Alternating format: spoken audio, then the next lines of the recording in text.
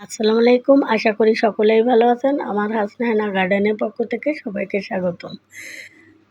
এই মুহূর্তে আমি চমৎকার একটা ভিডিও নিয়ে এসেছি। একটা শোপিসের ভিডিও। দেখেন, নারকেলের ছোবড়া দিয়ে আমি চমৎকার একটা শোপিস বানিয়ে নিয়েছি।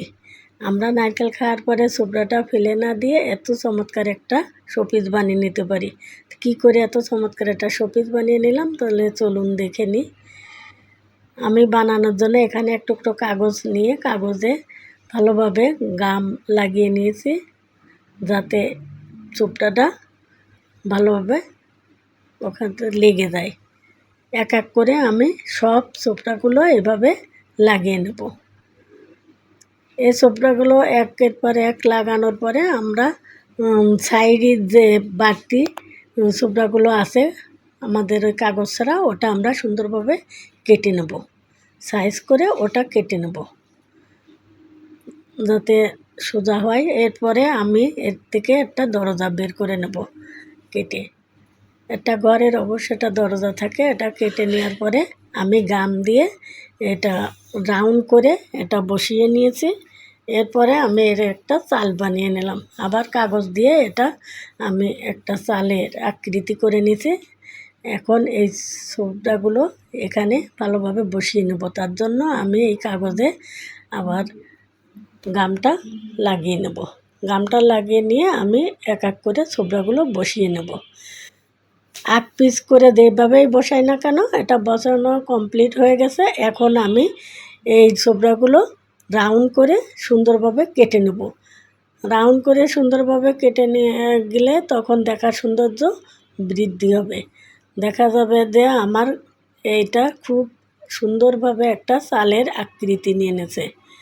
দেখেন কত চমৎকার লাগছে এই চালটা। আমরা ছোবড়াগুলো ফেলে না দিয়ে এত সুন্দর করে একটা ঘর বানিয়ে নিতে পারি। উপর নিচে দিয়ে কেটে চমৎকার একটা চালের আকৃতি এসে গেছে। দেখতে খুবই সুন্দর লাগছে। এখন ঘরটা যেখানেই বসাবো তার জন্য এখানে একটা কার্টুনের একটা অংশ নিয়ে নিয়েছি, সেখানে আমি আটাটা বসিয়ে নিচ্ছি সুন্দরভাবে। এরপরে নারকেলের ছোবড়াটা খোলার সময় যে গুঁড়োটা বেরোয়ছিল ওটার মোটা অংশটা এভাবে রেখে দিয়ে বসিয়ে নিলাম সুন্দরভাবে। এখন ঘরটা বসিয়ে নেব। ঘর বসানোর পরে চালটাও সুন্দরভাবে একটু আটা দিয়ে বসিয়ে নেব, যাতে ওখান থেকে সরে না যায়। এছাড়া আমি আমার বেলকুনিতে রেইন লিলি গাছের ফুল শেষ হয়ে গেছিলো। এরপরে পাতাগুলো কাটাই ছাঁটাই করছিলাম, সেই পাতাগুলো টুকরো করে নিয়ে নিয়েছি, চতুর্পাশে দিয়ে দেবো। মনে হবে সবুজ গালিচার মধ্যিখানে আমার বাড়িটা দেখতে খুবই চমৎকার লাগছে। আমরা নারকেলের ছোবড়াগুলো ফেলে না দিয়ে এত সুন্দর করে সাজিয়ে নিতে পারি শোপিস হিসাবে।